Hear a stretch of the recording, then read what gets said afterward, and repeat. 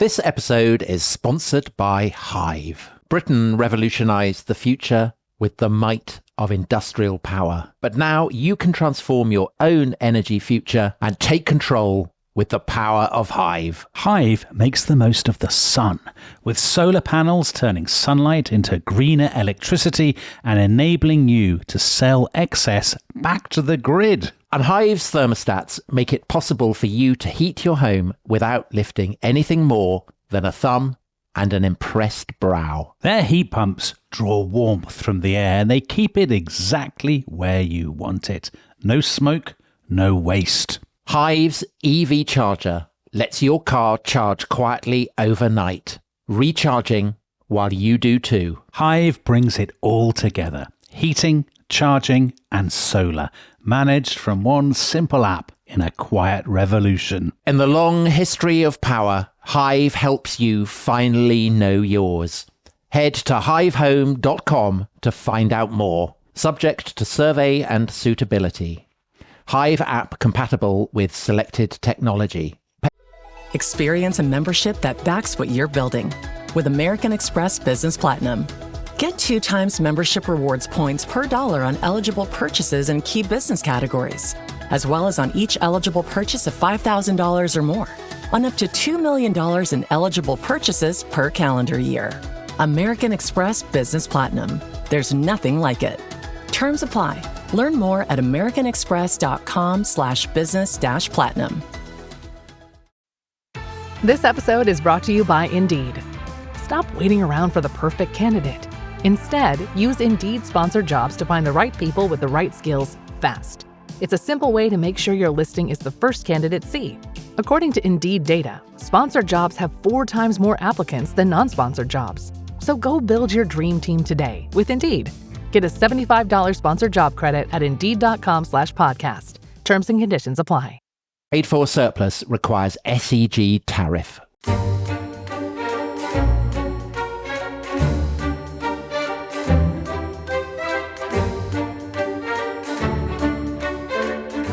Dear Mother, I am writing from the trenches. It is 11 o'clock in the morning. Beside me is a coke fire. Opposite me a dugout with straw in it. The ground is sloppy in the actual trench, but frozen elsewhere. In my mouth is a pipe presented by the Princess Mary.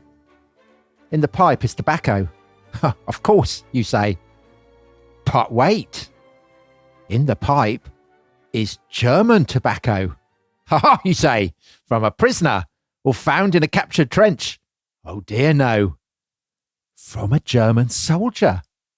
Yes, a live German soldier from his own trench.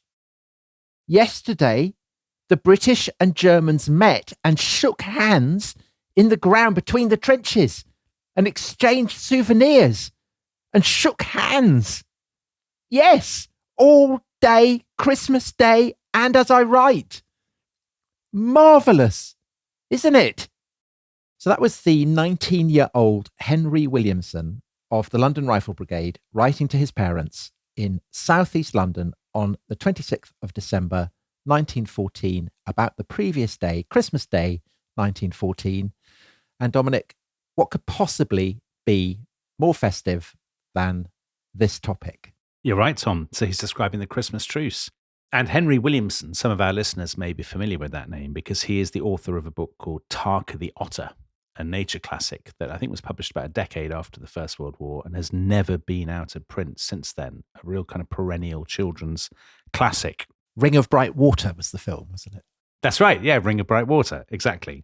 So he's describing there a story that I think most people would rank as one of the most poignant of the 20th century. So it's the informal truce between British and German soldiers in no man's land on Christmas Day, 1914. And I think we always imagine it as this sort of precious oasis, this moment of peace amid the slaughter, hope amid the horror, the very best of humanity, Tom, in the grimmest circumstances in human history. And Dominic, your tone there, I'm fearful of where you may be heading with this, with this festive episode. Where am I going to take it? I mean, actually, who cares what I think? Because what people really think when they think about the First World War.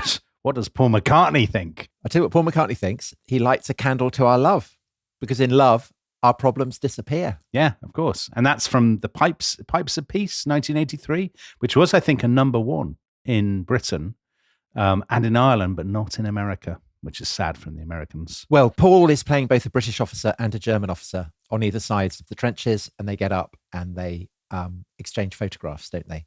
That's right. Yeah. And there are some examples. So the Christmas Truce often appears in popular culture. So for younger listeners, in Britain, there was a very celebrated an advert for Sainsbury's, the supermarket, in 2014, which a lot of people may remember. Which was the centenary of it happening. Exactly. And it's one of those ads that kind of went viral, and it had the soldiers playing football between the trenches. And we'll come to this issue, whether or not they played football. People who like Doctor Who, the very last Peter Capaldi story, was set in no man's land on Christmas Day. That was on 2017. Again, it was the kind of Christmas truce as the backdrop. And I guess it plays a huge part, a central part actually, in what Michael Gove, when he was Education Secretary, called the kind of Blackadder version of the First World War. So this is the idea that basically the war was for nothing. It was a tragic waste. There were these corrupt, cruel old generals sending young men to die when actually the young men just wanted to shake hands, exchange tobacco, Play football. play football. Exactly. And Tom, it will astound you. I know you're nervous about where I'm going to take this. No, I'm not nervous at all. I'm full of festive excitement. It would astound you to hear I have my suspicions as to where you're going with this. that the reality of the Christmas Truce was a bit more complicated. Who knew? So we'll be asking today, did it happen? Who started it and why did they start it? What did the ordinary soldiers think about it? Did they really play football between the trenches? And here's the big question. If they could stop on Christmas Day, how is it that they carried on?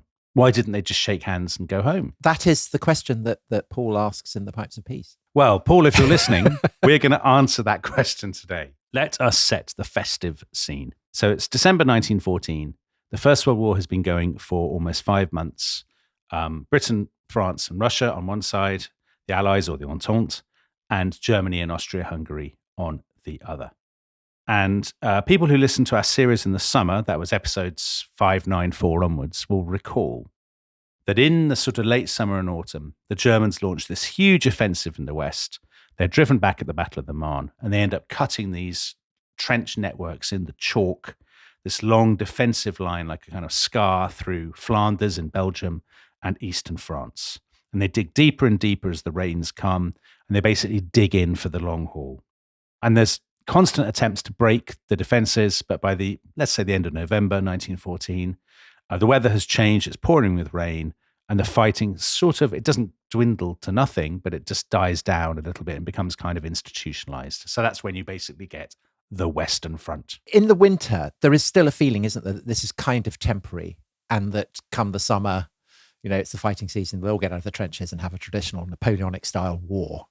So there isn't yet the sense that this is going to be grinding horror with rats and mud forever and ever. No, there's rats at the moment, but people think it will change, come the spring. That said, by the end of 1914, some people are already, rather like Paul McCartney, calling for peace, the Pipes of Peace.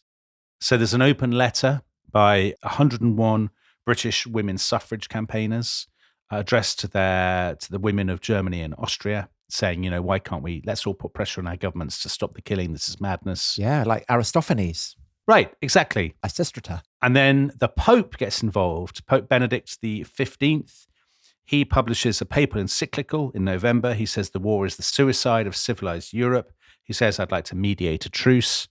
Everybody ignores him. But he wasn't wrong, was he? Yeah, he was quite right. It's very rare that you get me commending the Pope, but I take my hat off to him on this occasion. Well, that's, again, the festive spirit. Exactly. So a month later, after he's been ignored, he basically appeals to both sides, says, please stop fighting over Christmas. And I quote, so that the guns may fall silent, at least upon the night the angels sang.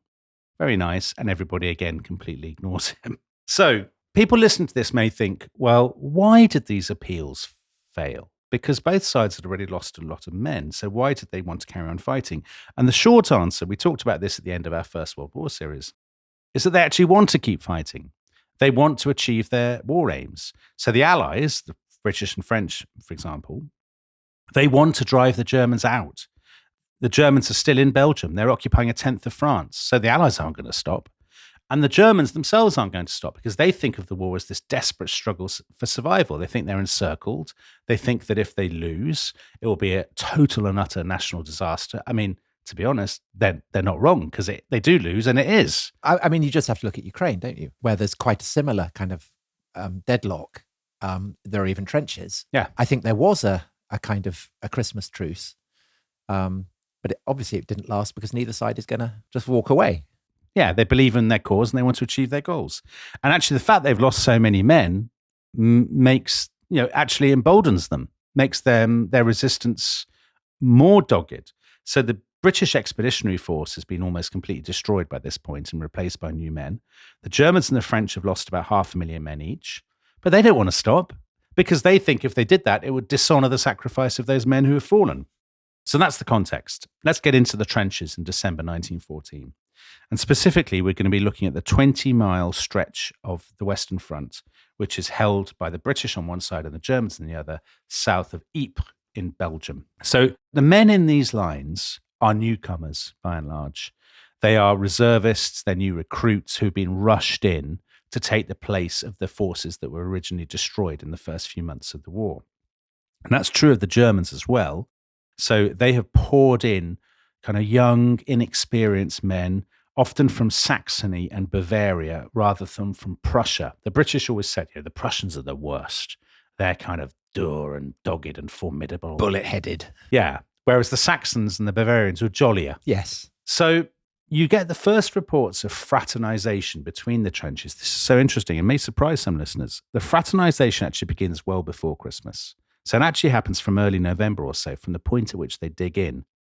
And what would happen is there would be a sort of informal shouted arrangement, or possibly, sort of agreed by two men in meeting in no man's land or something.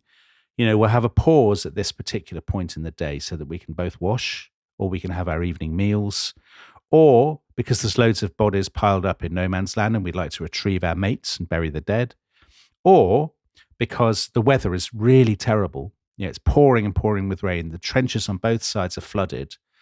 And basically someone shouts out, should we have a break so that both of us can repair our trenches? Which might strike people as mad, but I mean, Well, but maybe it doesn't if you are not a professional soldier and, you were working in a shop or an office or something and suddenly you find yourself in the winter in mud facing people really nothing about. Wouldn't that make it likelier that you might kind of try and reach out and have an accommodation because you're not a professional soldier? Yeah, of course. Well, I mean, I suppose by this point you are a professional soldier, but you know what I mean. You haven't been raised to it. You haven't been trained to it over many years to fight. Of course. I mean, it's worth stressing. There is always fraternization in wars. This is not unheard of, right? There have been lots of examples in wars before this. Remember that in this case, the front lines are very close together. I mean, you can shout from one line and the other line will hear you. And the fraternization generally starts with the Germans. They're shouting in English. And the reason it works that way is because there had been a real trend before the First World War for young German men, almost like kind of Australians or something today, to come and work in London for a little while to improve their English. They would work as waiters. It was kind of stereotype before the war, the German waiter in a London restaurant. Yeah, so just to focus in on another angle then about what might have fostered fraternization, is there a sense even now that there is still a degree of commonality between Britain and Germany? Because certainly that's there before the war breaks out, isn't it? And I guess this is likelier to happen between British and Germans than, say, French and Germans. Yeah. So the reason it wouldn't happen between French and Germans is, of course, the war is being fought on French soil. French losses have been much heavier. And for the French, this is existential, right? This is their homeland from which they're trying to drive the invader. The British are fighting on what they regard as, it's a sort of neutral venue. It's no way match for them as it is for the Germans. And I think, we talked about this in previous series. Before the First World War, there was so much stuff about the kind of the fraternal links between England and Germany, the Anglo-Saxon heritage, all of that. And of course, that ends up being erased by wartime propaganda. But we're only a few months into the war, so I think there's still a lot of sort of, well, not a lot, but but there was still a slight element of fellow feeling. And I mean, a very obvious symbol of that cultural influence of Germany on Britain is the Christmas tree, right? Which had been brought over by various royals, but particularly by Prince Albert, Queen Victoria's husband. And so, that is a very vivid symbol of this shared culture. I mean, football, we'll come to football. The Germans have basically imported football from Britain. And some of these people who've been waiters in London are shouting out about football. They're saying, who's top of the first division? How are, Tottenham Hotspur getting on or whatever? Although at this point, football isn't the kind of obsession that it will become for Germans. It's much bigger in Britain, isn't it, than in Germany? Yeah, agreed. So there are sort of reports of the informal fraternization. And actually, as Christmas approaches, some of the senior commanders are worried that this might get out of hand. So we talked before about a guy called General Horace Smith Dorrien, and he was this sort of very gallant kind of swashbuckling British commander who actually before the war had shocked people at the public school officer training corps by saying there should never be a war in Europe. It will destroy civilization, and everyone had thought, gosh, this guy's an absolute, look at this pinko pacifist kind of telling us that he doesn't agree with war and whatnot. Anyway, he's now ended up in command. And he issues an order on the 5th of December. And he says, it's very common, he says, when you're close to the enemy, for men to slide into a live and let live theory of life. They can become too pally. They lose sight of what he calls the sole object of war and sink into a military lethargy from which it's difficult to arouse them. And so, as a result, he says, however tempting and occasionally amusing they may be, friendly intercourse with the enemy, unofficial armistices, and the exchange of tobacco and other comforts are absolutely prohibited. However, I think those key words there are however tempting and occasionally amusing they may be, because it shows that even the man at the top can see the appeal. That actually sometimes it's a moment of tremendous relief and escapism to shake hands with the opponent. Anyway, we approach Christmas Day. The weather has been dreadful, pouring with rain, and so the recent fighting has been very desultory. And on both sides, British and German, people are thinking a lot about Christmas. So in the British newspapers, there have been all these appeals for the public to send tobacco and sweets and chocolates and Christmas puddings even. I don't know how they'd cook them, but anyway, Christmas puddings, plum puddings to the front. The royal family have organised the sending of 350,000 Princess Mary gift tins. So Henry Williamson in that quotation mentioned his Princess Mary stuff. So you'd basically get a tin and it had Princess Mary's face on it. And inside there was some chocolate and tobacco and cigarettes and stuff. And you got a lovely Christmas message from George V. And that's great. And it's also great because in 100 years' time, it will enable Sainsbury's to use that as a way of flogging their own groceries, won't it? Exactly. So everyone's a winner. Because there's a huge thing with chocolate or some sort of, and tins in the Sainsbury's adverts. Now, that said, although they've got this inspiring message from George V, one of Britain's very finest kings, most of the men are pretty miserable because they've been sitting there in this rain. They're cold, they're muddy, all of this. But the magic of Christmas, when they wake on Christmas Eve, something has changed. So the rain has stopped. There's been a hard frost overnight and the ground is kind of dusted with ice and snow. So rather like you see in the adverts and the Paul McGartner's video and stuff. Christmas Eve is as normal. There's this sort of slightly desultory fighting and firing on both sides, gunfire. But late that afternoon, the firing starts to die down as normal. And then the Germans do something unexpected. So we mentioned the presents that the British have had from home, but the Germans have had presents too. The Kaiser, our old friend the Kaiser, has sent them cigarettes and tobacco. But he and his men have also sent them lots of little Christmas trees, hundreds of little Christmas trees, all across the front. And as night falls, the Germans start putting up these Christmas trees on the kind of parapets of their trenches, and they light candles. Go on, Tom. I can see you're gearing up to say something sardonic about the German candle lighting. No, not at all. I just wanted to mention at this point a podcast by a mutual friend of ours, Jonathan Wilson, with Rob Draper. It Was What It Was. Great title. Yeah, it's maybe not the best, but his podcast about the history of football. And in that, they mention a top fact, which is that these Christmas trees that get sent out to all the various regiments and places, they also send them to U-boats.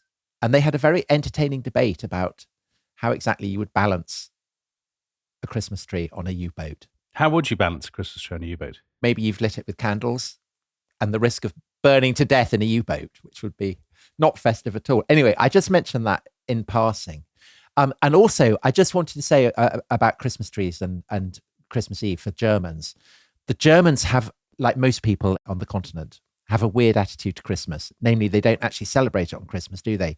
The main focus is Christmas Eve, which always seems to me mad. It is mad. I don't agree with that. I mean, it's wrong, but presumably the British are not really aware of this. And so they'd be startled by the sudden appearance of Christmas trees. They are startled. So that evening at about 8:30, you get the first reports of carols singing. Again, this is part of the kind of cliche of the Christmas truce, but it's absolutely true. So at 8:30, a Royal Irish Rifles officer reports to headquarters. Germans have illuminated their trenches, are singing songs and are wishing us a happy Christmas. Compliments are being exchanged, but are nevertheless taking all military precautions. So you get more reports flooding in that the Germans are singing Stille Nacht, Silent Night, and the British are replying with the first Noel. I think it's actually quite revealing that these are such mournful carols, aren't they? They're kind of like almost slow kind of laments. Very moving, but you're not going to be singing Hark the Herald Angels Sing. You're not going to be belting that out in the middle of the First World War. And there's some excellent books about the Christmas truce, which I'll mention a little bit later, but just for the time being, there are loads of accounts of people lighting candles and singing carols, loads of quotations on an online article by the historian Simon Jones. If you Google the Christmas truce, you'll see it. And, there's no doubt whatsoever that it's the Germans who take the lead and they start encouraging the British to come out of their trenches. And I'll just give one quotation. It's a British soldier called Private Frederick Heath who wrote a letter home a few days later. And he said, "All down our line of trenches, there came to our ears a greeting unique in war. English soldier, a Merry Christmas, a Merry Christmas." They spoke just like that, the Germans. For some little time, we were cautious and did not even answer. Officers, fearing treachery, ordered the men to be silent. But up and down our line, one heard the men answering that Christmas greeting from the enemy. How could we resist wishing each other a Merry Christmas, even though we might be at each other's throats immediately afterwards? And so they spend the night singing to each other across no man's land, as he puts it, a night made easier by songs from the German trenches, the pipings of piccolos, and from our broad lines, laughter and Christmas carols. A thought strikes me, which is that we discussed in the series we did earlier this year about the atrocities in Belgium and the sense that the Germans have put themselves beyond the pale, the evil Hun and all of that. You didn't get that conclusion from me, Tom. No, I know. But there is a sense on the home front, isn't there, that the Germans are just monstrous. Yeah. But clearly there's not a sense of that at all here. They're not thinking this might be a trap. No, I suppose not. But is that not because they've been there for weeks? They know that the Germans are men just like them. And as they will, of course, will discover even more the next day.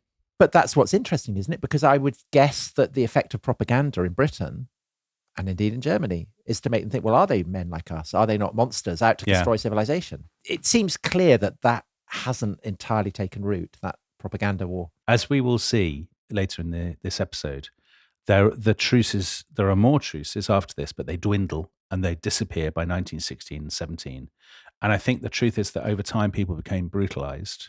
But at this point, they're not fully brutalized. So they still see their opponents as human beings like themselves and not as, not simply as the enemy to kill or be killed by. I suppose also there is a lot of sport-based propaganda, isn't there? Certainly in Britain. I don't know whether it's the same in Germany. So, you mentioned this is kind of the equivalent of half time. Perhaps that's also the sense that, you fight hard, but shake hands. Exactly. So that's Christmas Eve. What about Christmas Day? Christmas Day dawns cold and foggy, but by mid-morning, the fog has cleared and it actually turns out to be a lovely kind of crisp winter's day. It's not raining, crucially. For a lot of people, the most striking thing is how quiet it is. The guns have been roaring all this time.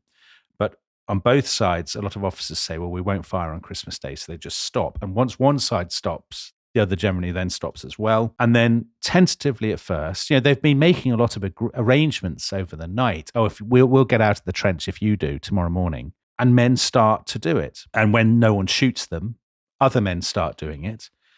And bit by bit, along probably about 2/3 of this stretch. So we're talking about over a kind of 12 miles? Yeah, 12 to 15 mile stretch. people get out of the trenches and they venture into no man's land and on both sides. And when they get there, what do? Well, first of all, they have made arrangements. Often, I'll give you a tin if you give me, some tobacco or whatever. So they exchange their They exchange souvenirs. Actually, Henry Williamson used the word souvenirs, I think, didn't he? They exchange buttons and badges. Sometimes they exchange their caps.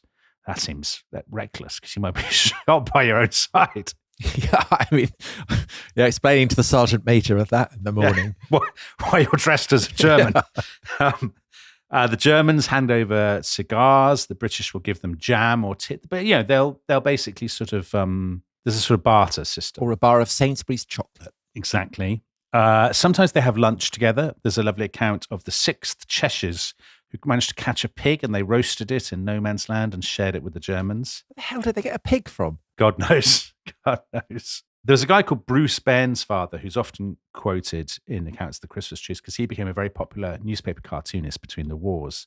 He says, I spotted a German officer, some sort of lieutenant, I should think, and being a bit of a collector, I intimated to him that I'd taken a fancy to some of his buttons.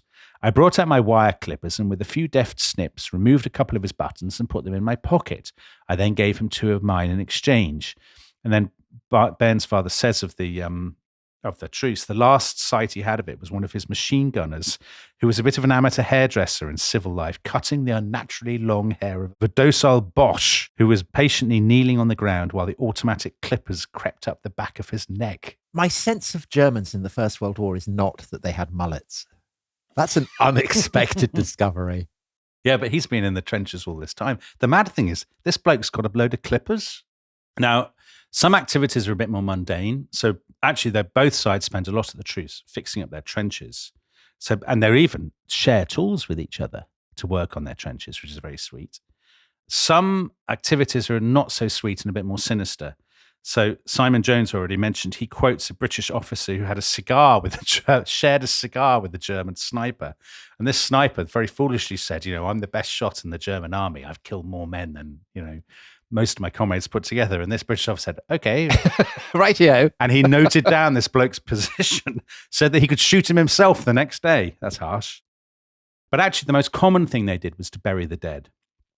There are loads of accounts. Actually, you get one from Henry Williamson of these mass burials. And so they'll bury them all together.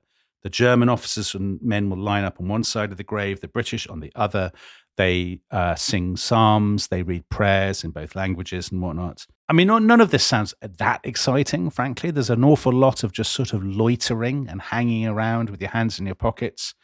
But it's clear from people's accounts that men on both sides found this a really remarkable and memorable day. All these letters, the most extraordinary Christmas day imaginable. I wouldn't have missed that unique and weird Christmas day for anything. This one from Captain Sir Edward Hulse. He describes singing Auld Lang Syne, with which we all, English, Scots, Irish, Prussians, Württembergers, joined in. It was absolutely astounding, and if I had seen it on a cinematograph film, I should have sworn that it was faked. But one question as we head into the break. Do they talk about the war? I mean, that's the thing that would puzzle, that you would think they would, right? That they'd talk about what they're doing. Well, unless they want a holiday in every sense from the war. Yeah, a little bit. I think they do talk about it a bit. But as you say, it's boring to a lot of them. They don't really want... They're not going to start discussing the Archduke Franz Ferdinand. And they want to talk about Gavin and Stacey. And... yeah, they want to talk about football or something, or about how cold they are, or about the quality of their food or whatever. And actually, the most striking account of them talking about the war for me is this guy. We began with Henry Williamson, 19 years old. He watches the burials, and he is struck by the fact that on the German crosses, they write the words, für Vaterland und Freiheit, for fatherland and freedom.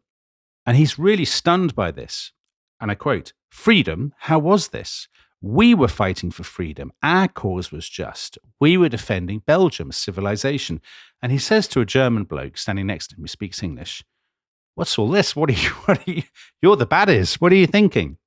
And the German says to him, well, of course we're fighting for freedom. Our cause is just. We are ringed with enemies. The war was thrust on us. We are defending our parents, our homes, our German soil. And Williamson has what he calls a most shaking, staggering thought that both sides thought they were fighting for the same cause. These fellows in grey were good fellows. They were strangely just men like ourselves. Very philosophical. And also, Dominic, I'm amazed that this hasn't turned out to be a myth. I was fully expecting you to debunk it. Yeah, I don't like debunking. Not on Christmas Day. So there was a truce, but I suppose then the obvious question is, well, how does it come to an end? And also that question that you mentioned at the start of this first half, why didn't they just stop fighting? Why did they, when Boxing Day came, start shooting each other again? Why did the Crumps return? And I suppose the biggest question of all, what about the football? Did they play that? And if so, did the Germans win on penalties? We will find out after the break.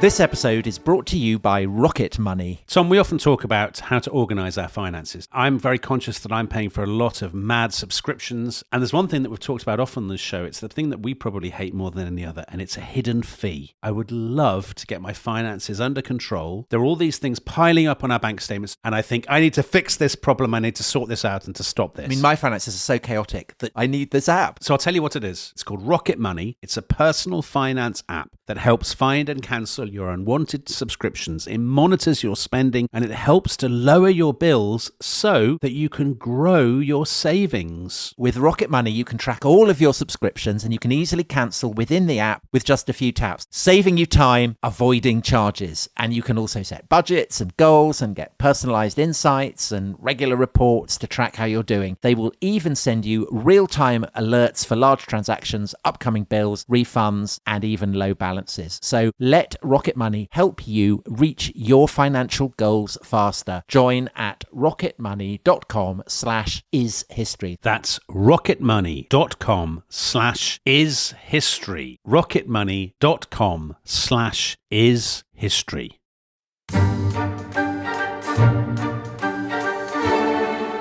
So Christmas dawned, wrapped in mist, to open itself and offer the day like a gift for Harry, Hugo, Herman, Henry, Heinz. With whistles, waves, cheers, shouts, laughs. Frohe Weihnachten, Tommy. Merry Christmas, Fritz. A young Berliner, brandishing schnapps, was the first from his ditch to climb. A Shropshire lad ran at him like a rhyme. Then it was up and over every man to shake the hand of a foe as a friend or slap his back like a brother would, exchanging gifts of biscuits, tea, McConaughey stew, Tickler's jam, for cognac, sausages, cigars, beer, sauerkraut, or chase 6 hares who jumped from a cabbage patch, or find a ball and make of a battleground a football pitch. So that was the Christmas Truce by William McGonagall. Oh, no, it wasn't.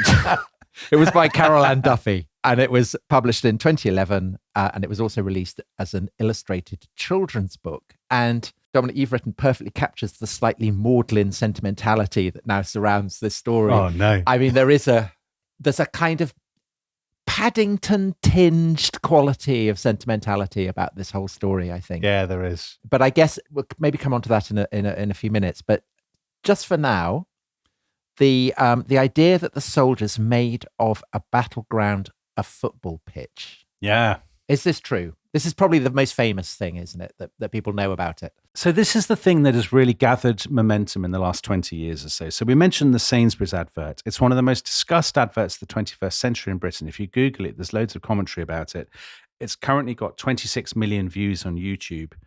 And I think if you ask people now, especially children, what happened at the Christmas Truce, they will say they played football. Now, this has become one of the most hotly debated kind of questions of the whole First World War, particularly online. Yeah, because I've read so many different opposing opinions on this. Yes, mad. And especially on social media, on Twitter or something, people will be ripping into each other about this question. But what's interesting, it's quite like the Angels of Mons that we did a bonus on.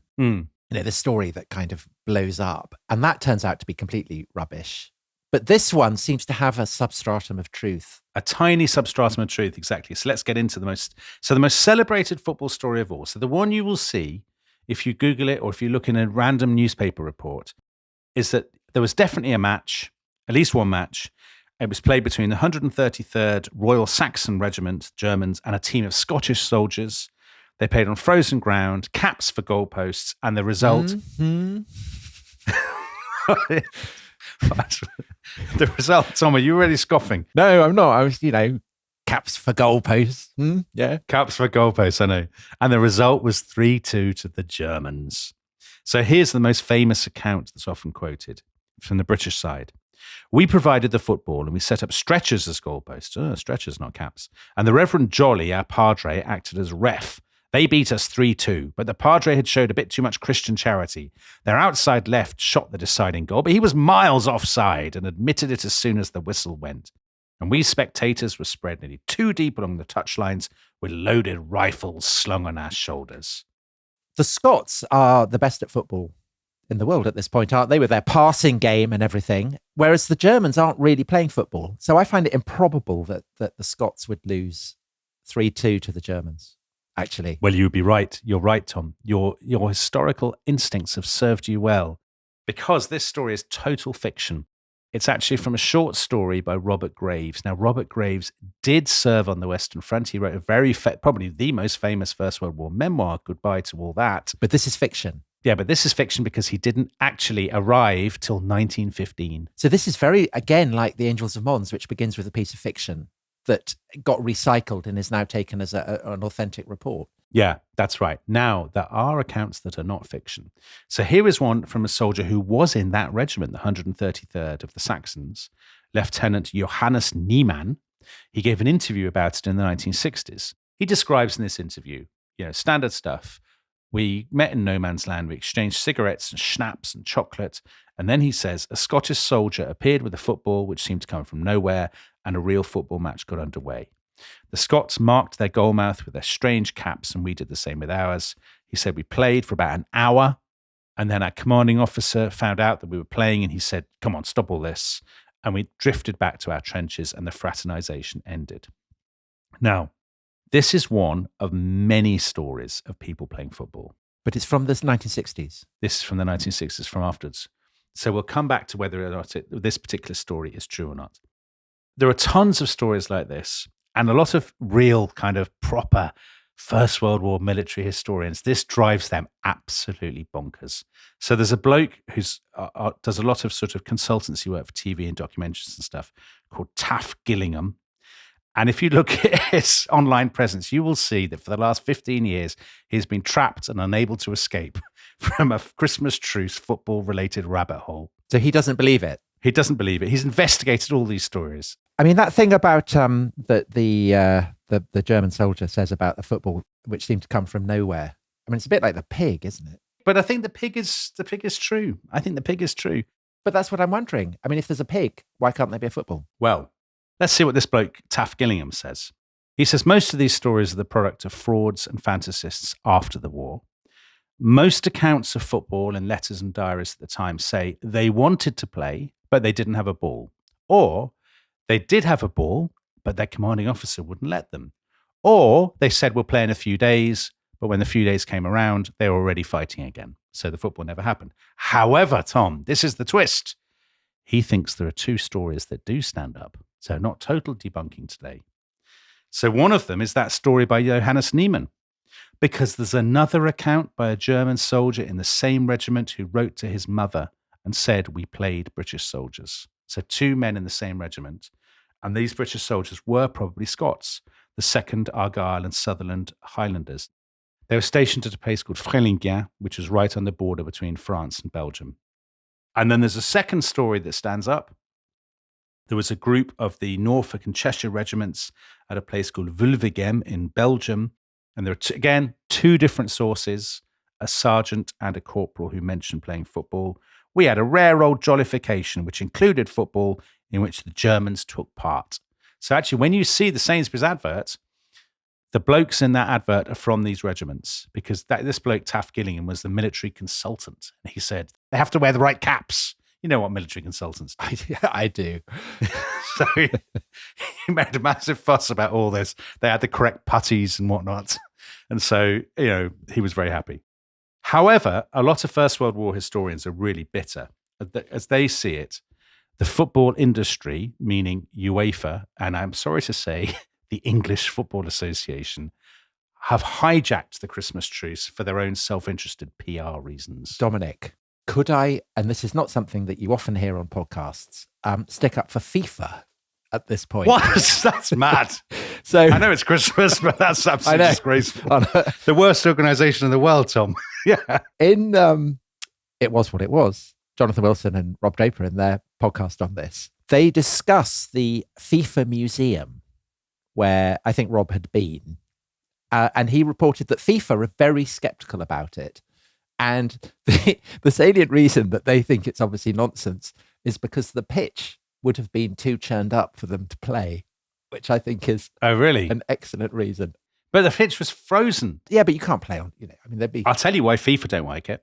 Because it's UEFA who are promoting it. So it's an internal football rivalry between two different organizations. So this has actually driven historians mad with rage. And lots of First World War historians are really keen to downplay the football. And they point out that actually a lot of soldiers had no interest in playing football. They just wanted to hobnob and smoke cigarettes and sort of bury the dead and all that kind of thing. Do you think this is because First World War historians were the kind of boy who never played football at school? Possibly. They hated sport. Every now and again, they catch a glimpse of Prince William at a memorial in his capacity as head of the FA. Your friend, Prince William, a fellow Aston Villa supporter, Tom, and it drives them mad with rage. So we should stop talking about football because anyone listening to this who loves the First World War, steam will be coming out their ears.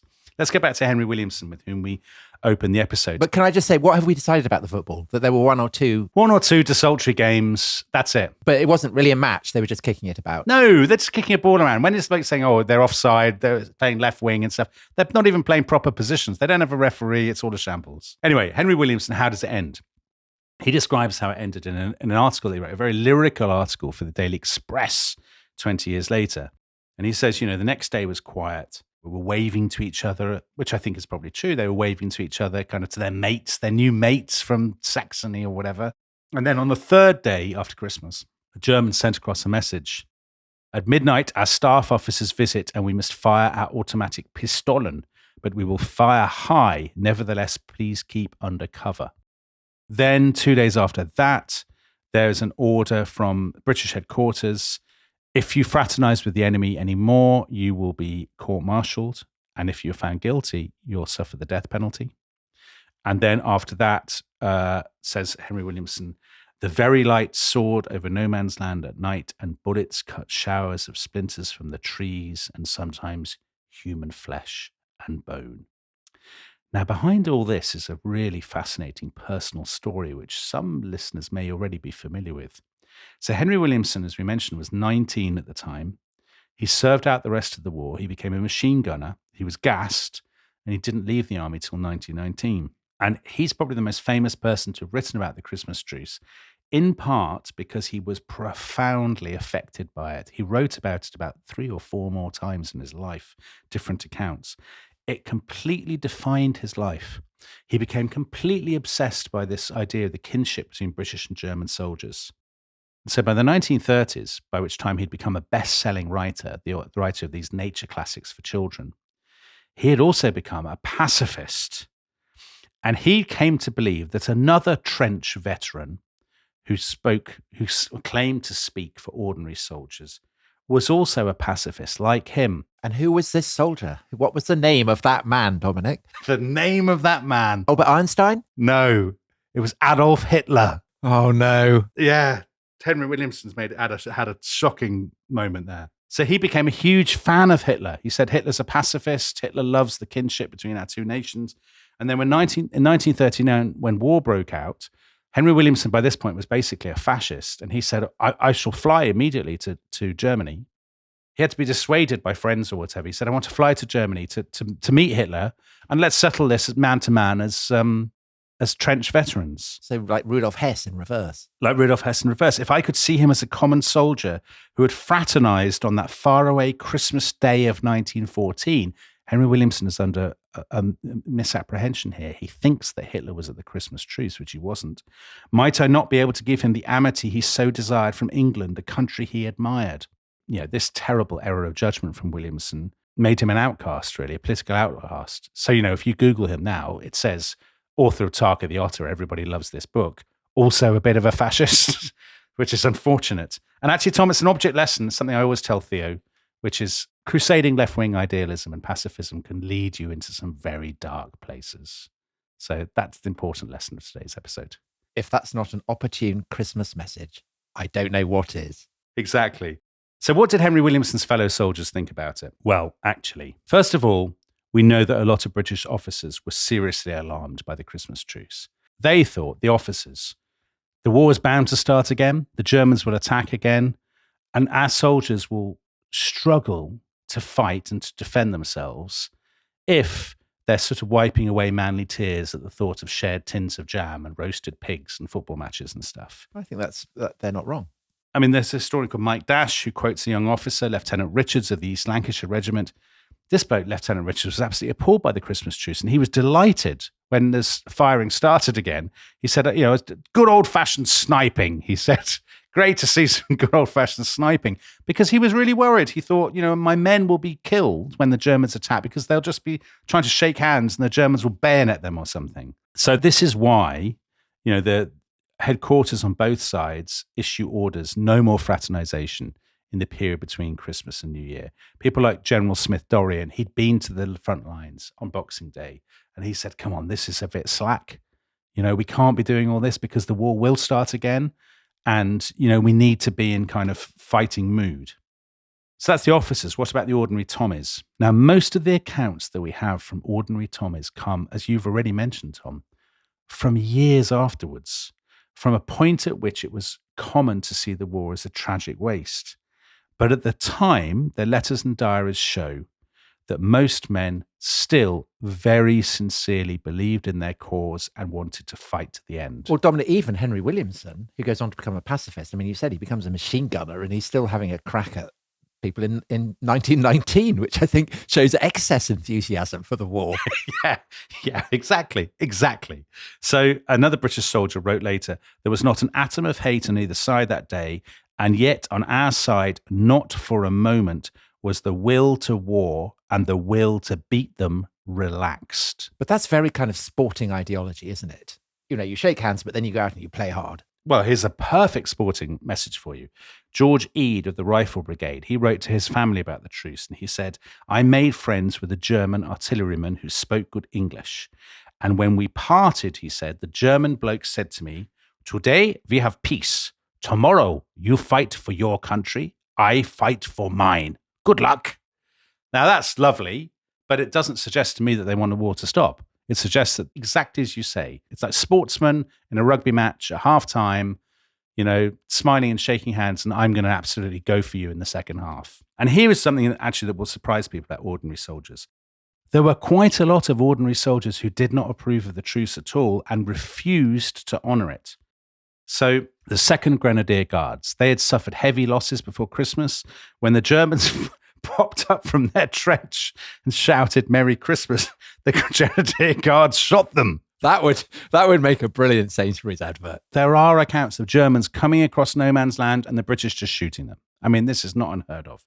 There are accounts of British units after Christmas fighting among themselves, those who have honoured the truce and those who have not. Because the guys who have not honoured the truce say to the others, you are traitors, you are weak, all of this kind of thing. What were you thinking of? My mate died on, the 12th of December or something, and here are you shaking hands with the people who killed them. And actually, very strikingly, remember this is happening, as we said, it's an away fixture in Belgium and France. Simon Jones gives the example of a Royal Welch Fusiliers unit. They'd spent Christmas Day drinking with the Germans. They were withdrawn from the line on Boxing Day, and as they marched back, French women lined the streets to spit at them, saying, how dare you have a great laugh with the people who have invaded our territory and despoiled our towns. Do we know, was there any fraternization between German and French soldiers? No, not at all, really. I mean, not surprising. The French are fighting for their native land, and they've lost far more men than the British have. Well, actually, we'll come to an example later in the war where there is a truce between France and Germany. But that's jumping ahead a little bit. So how does it all end? The fighting restarts on Boxing Day in a very half-hearted fashion. It's actually not because the men are reluctant, it's because the weather turns bad again, because the snow turns to sleet, there's flooding in the trenches. So that means there's not that much fighting until New Year. And then in the New Year, the weather improves and the fighting can begin in earnest. Now, by this point, news of the truce has gone around the world. It was broken by the New York Times, tellingly, I think, a paper from a neutral country on the 31st of December. And then you get a series of reports, mainly in Britain, actually. It's interesting that the reports really come predominantly in Britain. So there aren't any in Germany, really, or France? Not really. There are some reports in Germany, none at all really in France. I think it's because in Britain, the stakes are not quite as high as they are. I mean, they're pretty high. Don't get me wrong, they're still high, but it's not quite as existential as it is for the French and the Germans. And actually, the interesting thing, so the Manchester Guardian was the voice of liberal opinion, says, in fact, most papers say, oh, wasn't it lovely they had a truce on Christmas Day? Quite surprising that even in the mid of propaganda, they applaud it. Manchester Guardian, the simple and unexamined impulse of human souls drawn together in the face of a common and desperate plight. And then the Guardian has this line in the editorial. It says, what would an alien from outer space make of the fact that we could stop on Christmas Day and then start again? Why would we start the killing? And the Guardian says, we might reply with great reason that there was very much to be done yet. That Belgium must be freed from the hideous yoke that has been thrust upon her. That Germany must be taught that culture cannot be carried by the sword. There's the answer. There is so much at stake as they see it, and even in liberal opinion, that people want to restart the war. They're not doing it reluctantly. They're doing it because they believe in it. You see, this is the classic Sandbrook twist on our Christmas Day special. Thanks. So by mid-January, the war's back on in earnest. We'll be coming to the story of the First World War in 1915 next summer, in the summer of 2026. Worth saying, this isn't the last truce of the war. There was an official truce at Gallipoli, uniquely in the whole course of the First World War, in May 1915 to enable both sides. Right, because that wouldn't have been a Christmas truce, would it? No, Australians and Turks to bury their dead. There were more small-scale truces at Christmas 1915. And actually, Theo will be shocked to hear this, there was a truce between French and German troops in the Vosges, Christmas 1915. And that actually inspired a German soldier, Richard Sherman, to set up the first youth hostel association after the war because he was so inspired. He wasn't Sherman as in the tanks as well. No. I mean, that'd be quite a double bill, wouldn't it? That would be a twist. But by 1916, 1917, there are no truces. Why? Because the battles of the Somme and Verdun, the massive bloodletting means it's pretty much impossible. And also, you couldn't play football on the battlefield of the Somme. I mean, that would be total mess. Well, people tried to. A bloke started when the first day of the Somme. There's a very famous story about a man kicking a ball and chasing after, and he was shot immediately. Yeah, but it's not a match. I mean, you can kick a ball, but you can't dribble. He wrote on the ball the Great European Cup tie final. And then he was shot dead. Oh, God. Yeah, terrible.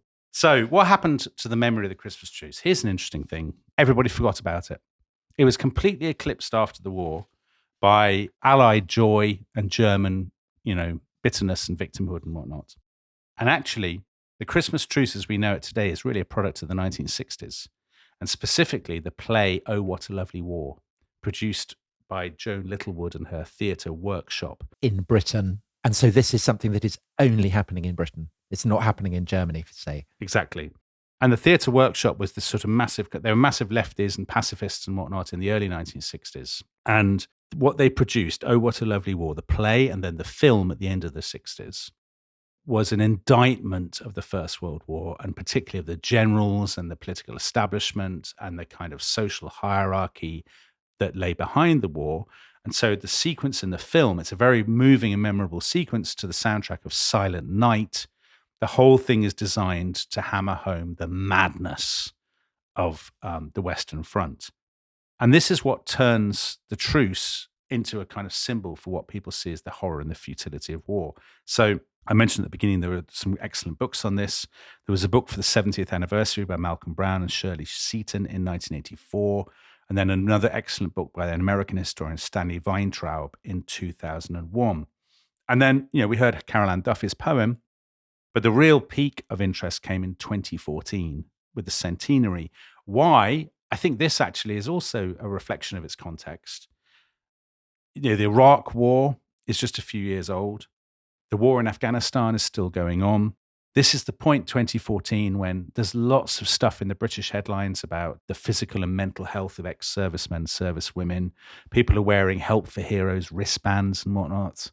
So that's sort of, when the First World War centenary rolled around, I think the idea of the horror and the pity and the futility of war was very much on people's minds. And the truce was a brilliant symbol of that for people. Do you think also that there's just a deep vein of sentimentality about football in the British national character? I don't know whether it's as virulent in other countries, probably not.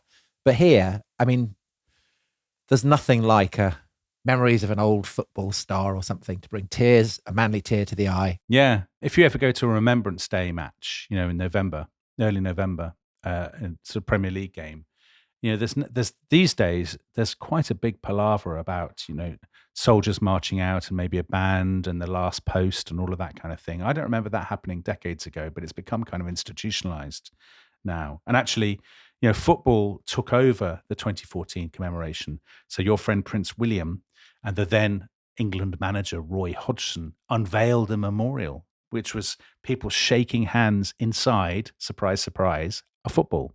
Roy Hodgson, very intelligent. Positively erudite, Tom. Owl-like. Yeah. Surely he listens to the rest of history. Oh, I'd love to think so. In one of his 8 languages. Exactly. The great irony of all this is the men in the trenches would be amazed that the truce looms so large. Because, as we've said, the war went on for them because they believed in it and they wanted to fight it. And that is a really hard thing, I think, for most people now to accept. So I think we delude ourselves into thinking that the 1,565 days of war were the aberration and the truce better reflects human nature. And that is the Dominic Sambrook message to the nation and the world on Christmas Day. Brilliant. Happy Christmas, everyone. Yeah. However, Tom, it is Christmas. I agree the lesson of history is that your neighbours are plotting to kill and eat you. But let's end on a positive Christmassy note. And I think you should take us out with some lovely poetry from Carol Ann Duffy's festive poem to inspire the nation. Yeah, so some festive poetry, and then perhaps right at the end, a little bit of music. And all that marvellous festive day and night, they came and went, the officers, the rank and file, their fallen comrades side by side, beneath the makeshift crosses of midwinter graves, beneath the shivering shy stars and the pinned moon and the yawn of history, the high, bright bullets, which each man later only aimed at the sky. But Dominic, let's leave the last words on this Christmas morning to Sir Paul McCartney. Oh, I light a candle to our love. In love, our problems disappear. But all in all, we soon discover that one and one is all we long to hear. Happy Christmas. Happy Christmas, everybody.